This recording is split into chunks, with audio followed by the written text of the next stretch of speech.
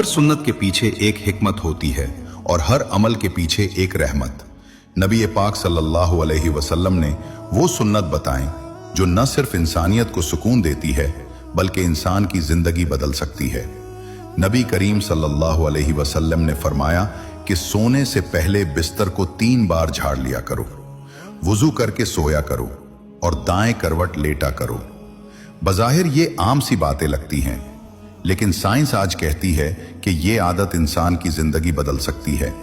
बिस्तर झाड़ने से जिस्म के मुर्दा खुलिये और नुकसानदेह जर्रात खत्म हो जाते हैं जो बीमारियों का बायस बन सकते हैं।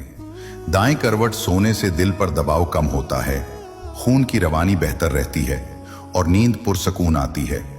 जबकि वुजू करके सोना जिस्म, जहन और रूह तीनों को सुकून देता है।